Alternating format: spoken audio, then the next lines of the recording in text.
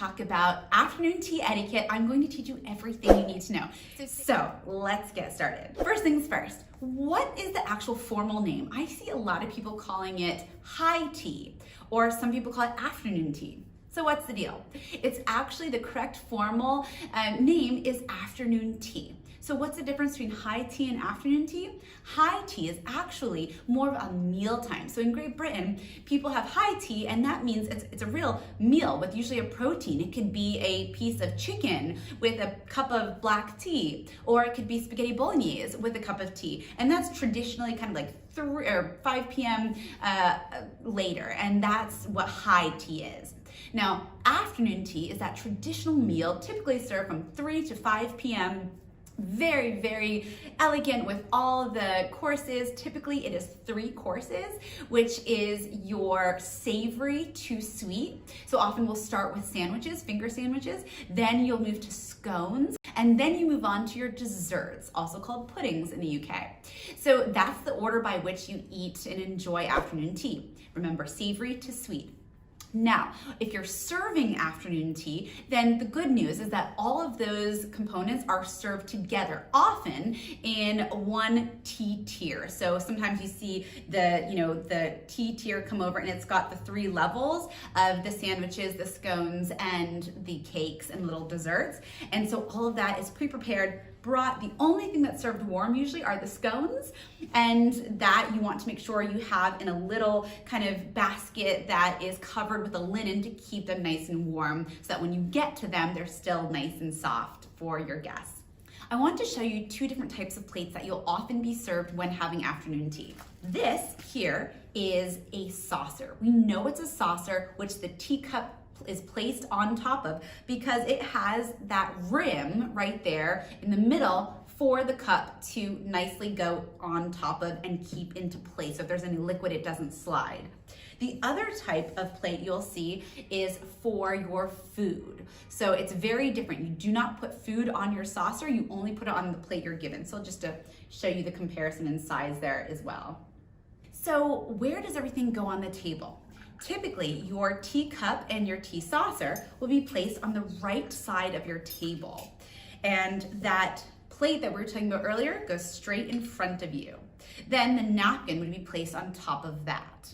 The cup goes in the very middle of the saucer, and if you're serving or you're hosting, or you're at a restaurant even, whatever tea party you're at, then the handle of that teacup faces what's called 3 o'clock. So if we're looking down at our saucer, the top being 12 o'clock, the saucer is to 3 o'clock. Now, if you, and that's for most people that are right-handed. If you are left-handed, then it's up to you to turn your cup so that the handle is facing 9 o'clock. Now, if you're a host and you know that somebody is left-handed, then that's absolutely fine for you to turn that one specific place setting to 9 o'clock to show your guests that you took care of them and that you thought of them. Another thing you might see on the table, these little doilies. Let's look at a doily. What are these things for? Sometimes you see them, they're really thin, it's like a thin paper. Sometimes they're a fabric, it could be linen. These are just disposable ones. Now these often go on the bottom, below the teacup and on top of the saucer. So they kind of just lay right like that. And then you would put your teacup on top of that. Now this is to not only catch any drips that come down from the tea, which sometimes happen, but also it helps if there were drips so that your teacup isn't sliding around. Now holding a teacup is different than holding a coffee cup. Now I have this is kind of a cup that is just a universal cup that can be served, that we see served, in an average restaurant. Now I want to show you the difference between holding a coffee cup versus a teacup. A coffee cup is where you actually take your index finger and you loop it through that handle and you put your thumb on top. Now note my elbow is down. So a lot of people do this, but this is kind of like, I call them chicken wings. So you want to bring in your elbow, you're sitting up nice and straight. This is a coffee cup, and then you would drink. Now a teacup is held very differently. A teacup is actually where you pinch your index to your thumb through the hole, and then you support with your middle finger like that. Now this will take practice, but if you need to Go ahead and rewind this as many times as you need to practice that pinch and support, and then elbow still down. Now, if you need to, while you're getting used to it, just use 2 fingers, your index and your middle, and just put them right there for that extra needed support until you've got this mastered. But that one thing to be conscious of is when you're sipping your tea, the correct formal etiquette is actually just when you're sipping to look down into your teacup. One thing that will make you look super polished and professional that a lot of people don't know. So what's the difference between a coffee cup and a teacup? I just want to show you. So a teacup actually has a dip that comes down like this to catch any kind of tea sediment or those loose leaves that can kind of come out of tea really. So a coffee cup is actually the same width here as it is at the bottom. So it's almost a cylinder shape cup. Now, also teacups typically have a smaller handle, much smaller handle. So you actually, in many instances, can't even put that index finger through there, hence making the pinch and support even easier when you're using a traditional teacup. Now, when do you use the saucer? You know, should I be sitting here right now holding the saucer? What happens if I stand? Here are the rules, don't worry. When you're sitting having afternoon tea, then the saucer stays glued to the table. You should not be sitting at your afternoon tea holding your cup and your saucer like so. Now, when you're ready to walk around, what do you do with that coffee cup and saucer? You hold it together. So if I want to stand, maybe we're invited to go into another room, then I'm going to just put my fingers underneath the saucer and very carefully stand up, keeping the cup and saucer at about belly height. But as long as you're sitting at that table, it stays glued to the table, and then you would just enjoy your tea like so. What about that pinky? Does it ever come out when you're drinking tea? The answer is no. So pinkies never come out in dining etiquette or afternoon tea. They always stay tucked in like so. Now, what's the reason? Where did that pinky even come from? And why do we think it looks posh, right? A lot of times people put it out and they think they look fancy, but it's actually the opposite. Now, here's the history of afternoon tea and the handle. So when tea first came to the world, it was produced in Asia. It then traveled over to Europe, first in France, then it came to England. Now, when it first came over, it was served in these tiny little cups when it first came from Asia. And they were tiny little cups and they looked like that. And they were really small and they didn't have handles. So when you were drinking, you would put that pinky out for balance. And tea was such a delicacy, it would really only be the tiniest little bit of tea. So it'd be the tiny little teacups and that pinky out.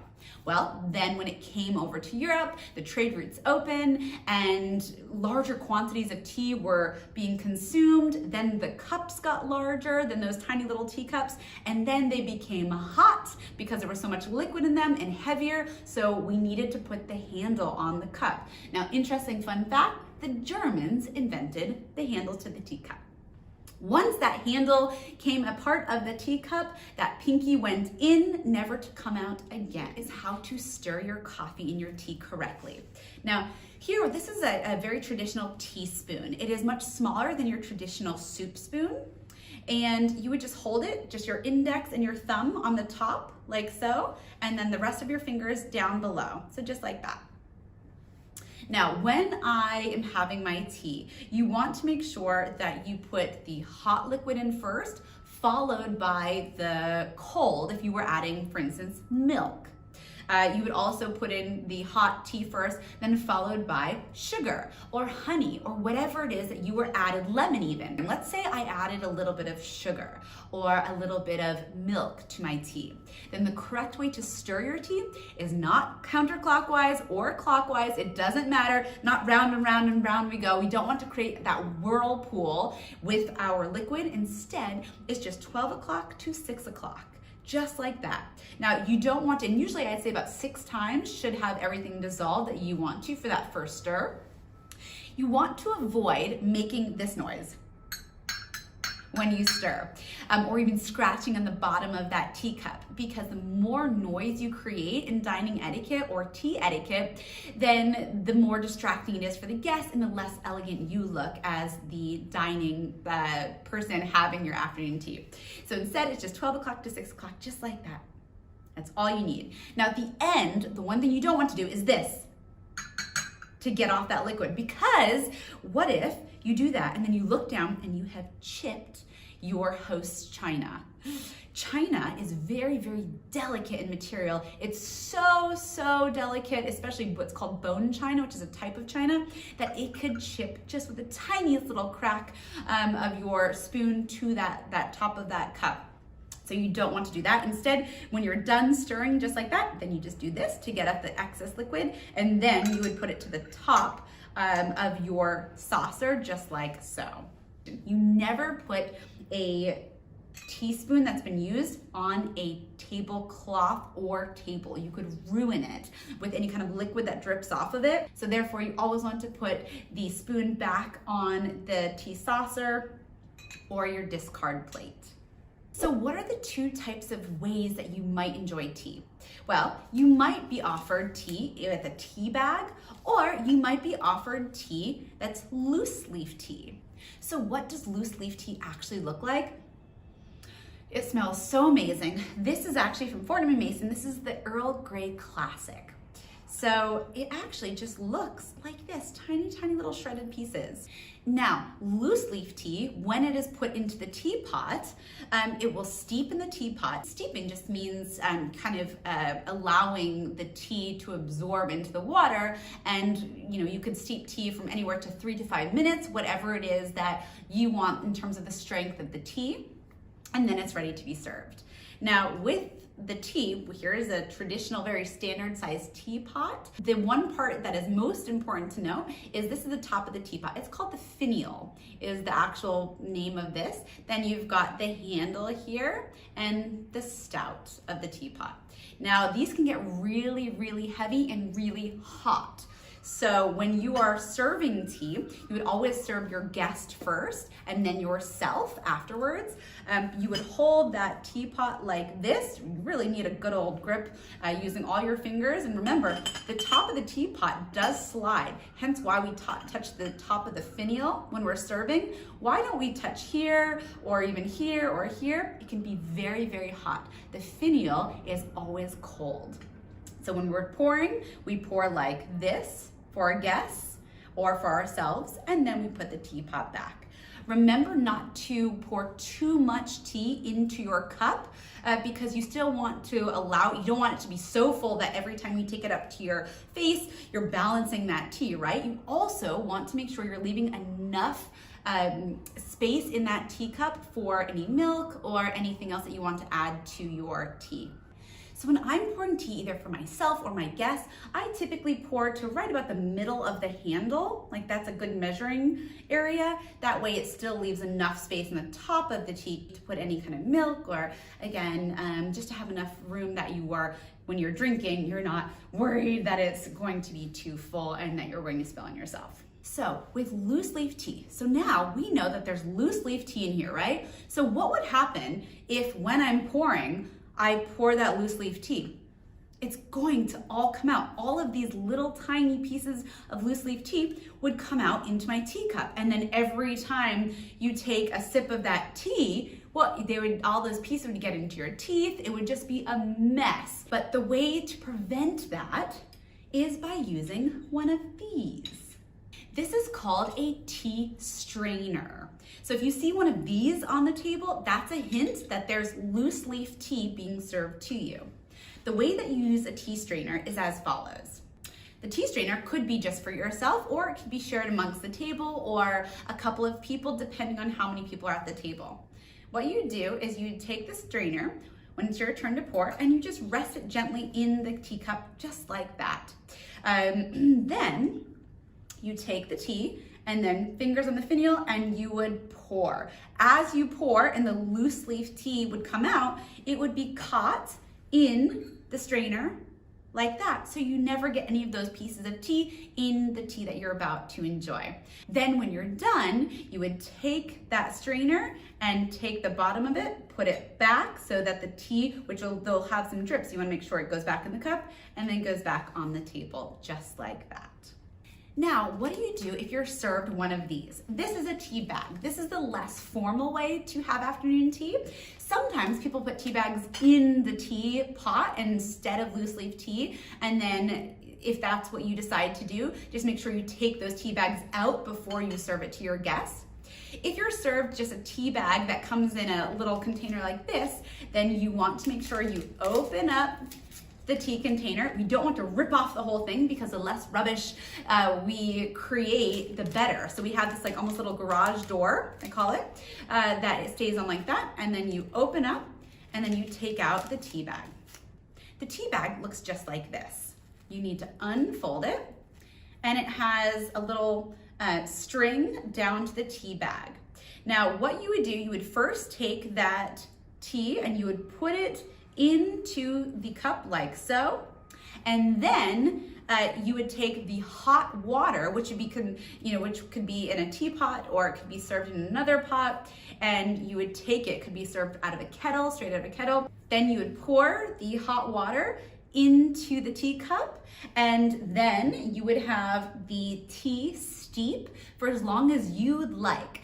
Now, when you are done with your left hand, you take the tea bag, and now the water from the tea bag is going to be coming out. So you want to take that spoon and you press it on the inside of the teacup so that you're getting out all the excess liquid.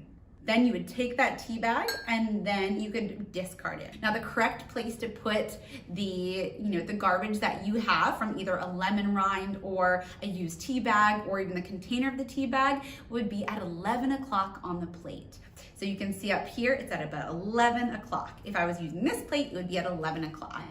If you have cubes of sugar, what do you do? And what are cubes of sugar? What do they look like? Sometimes you'll have a little bowl like this that is a sugar container, or maybe an open bowl of sugar, and it has these little sugar cubes, in which case you might see these. These are called sugar tongs. They'll be served with the container that the cubes come in, and you would just open, take your cube, and then place as many as you want into your tea. Now, often if you are using a sugar cube, it's a lot of sugar, so just start with one, and if you want more sugar, then that's totally up to you, but I usually feel like one for a small cup of tea is just enough.